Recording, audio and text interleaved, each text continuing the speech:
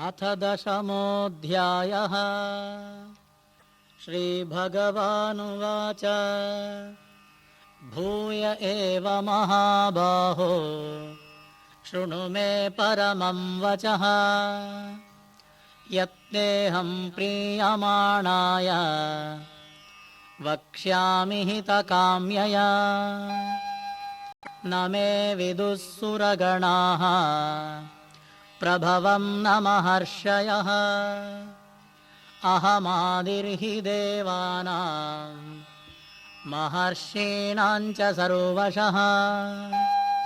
यो मामजमनादिं च वेत्ति लोकमहेश्वरम् असम्मूढसमर्थ्येषु सर्वपापैः प्रमुच्यते। बुद्धिर्ज्ञानमसम्मोहः क्षमा सत्यं दमः शमः सुखं दुःखं भवो भावः भयं चाभयमेव च। अहिंसा समता तुष्टिः तपोदानं यशो यशः भवन्ति भावा भूतानां मत्त एव पृथग्विधाः। महर्षयः सप्त पूर्वे चत्वारो मनवस्तथा मद्भावा मानसा जाताः येषां लोक इमाः प्रजाः। एतां विभूतिं योगं च मम यो वेत्ति तत्त्वतः सोऽविकम्पेन योगेन युज्यते नात्र संशयः। अहं सर्वस्य प्रभवः मत्तः सर्वं प्रवर्तते इति मत्वा भजन्ते मां बुधा भावसमन्विताः। मच्चित्ता मद्गतप्राणाः बोधयन्तः परस्परं कथयन्तश्च मां नित्यं तुष्यन्ति च रमन्ति च। तेषां सततयुक्तानां भजतां प्रीतिपूर्वकं ददामि बुद्धियोगं तं येन मामुपयान्ति ते। तेषामेवानुकम्पार्थम् अहमज्ञानजन्तमः नाशयाम्यात्मभावस्थः ज्ञानदीपेन भास्वत। अर्जुन उवाच परं ब्रह्म परं धाम पवित्रं परमं भवान् पुरुषं शाश्वतं दिव्यम् आदिदेवमजं विभुम्। आहुस्त्वां ऋषयः सर्वे देवर्षिर्नारदस्तथा असितो देवलो व्यासः स्वयं चैव ब्रवीषि मे।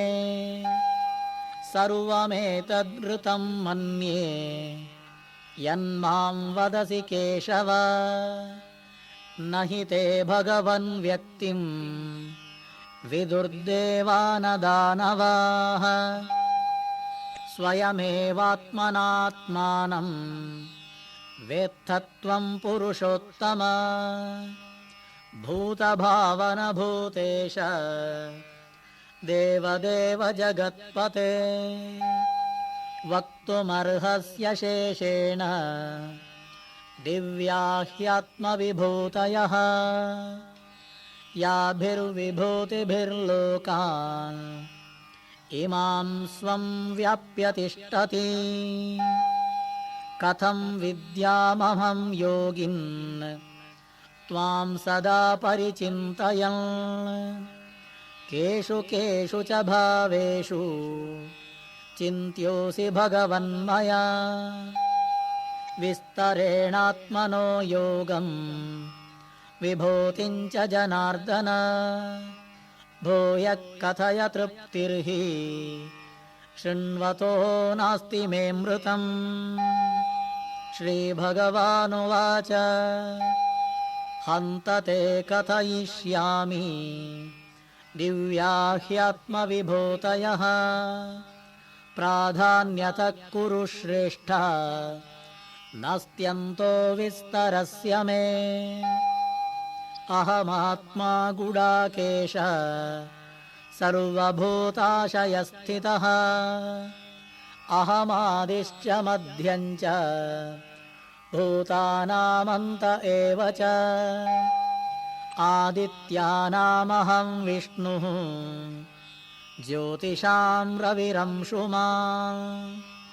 मरीचिर्मरुतामस्मि नक्षत्राणामहं शशी।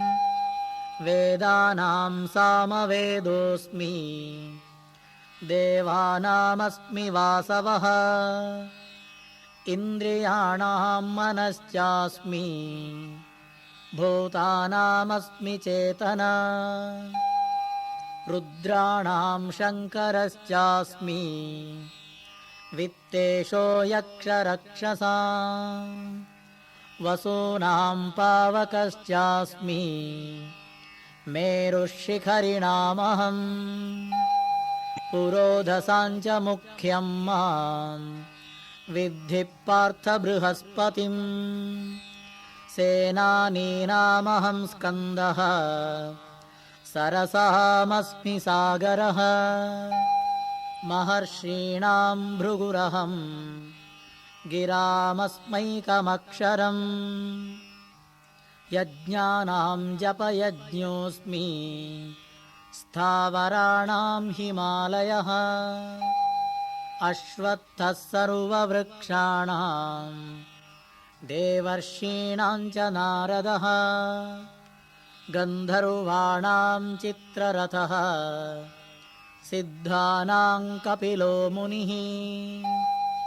उच्चैश्रवसमश्वानां विद्धि माममृतोत्तमम्। ऐरावतं गजेन्द्राणां नराणां च नराधिपम्। आयुधानामहं वज्रं धेनूनामस्मि कामधुक्। प्रजनश्चास्मि कन्दर्पः सर्पाणामस्मि वासुकिः। अनन्तश्चास्मि नागानां वरुणो यादसामहम्। पितॄणामर्यमा चास्मि यमः संयमतामहम्। प्रह्लादश्चास्मि दैत्यानां कालः कलयतामहम्। मृगाणां च मृगेन्द्रोऽहं वैनतेयश्च पक्षिणां। पवनः पवतामस्मि रामः शस्त्रभृतामहम्। झषाणां मकरश्चास्मि स्रोतसामस्मि जाह्नवी। सर्गाणामादिरन्तश्च मध्यं चैवाहमर्जुन। अध्यात्मविद्या विद्यानां वादः प्रवदतामहम्। अक्षराणाम् अकारोऽस्मि द्वन्द्वः सामासिकस्य च। अहमेवाक्षयः कालः धाताहं विश्वतो मुखः। मृत्युः सर्वहरश्चाहम् उद्भवश्च भविष्यताम्। कीर्तिश्रीवाक्च नारीणां स्मृतिर्मेधा धृतिक्षमा। बृहत्साम तथा साम्नां गायत्री छन्दसामहम्। मासानां मार्गशीर्षोऽहम् ऋतूनां कुसुमाकरः। द्यूतं चलयतामस्मि तेजस्तेजस्विनामहम्। जयोऽस्मि व्यवसायोऽस्मि सत्त्वं सत्त्ववतामहम् वृष्णीनां वासुदेवोऽस्मि पाण्डवानां धनञ्जयः मुनीनामप्यहं व्यासः कवीनाम् उशना कविः दण्डो दमयतामस्मि नीतिरस्मि जिगीषताम् मौनं चैवास्मि गुह्यानां ज्ञानं ज्ञानवतामहम् यच्चापि सर्वभूतानां बीजं तदहमर्जुन न तदस्ति विना यत् स्यात् मया भूतं चराचरम् नान्तोऽस्ति मम दिव्यानां विभूतीनां परन्तप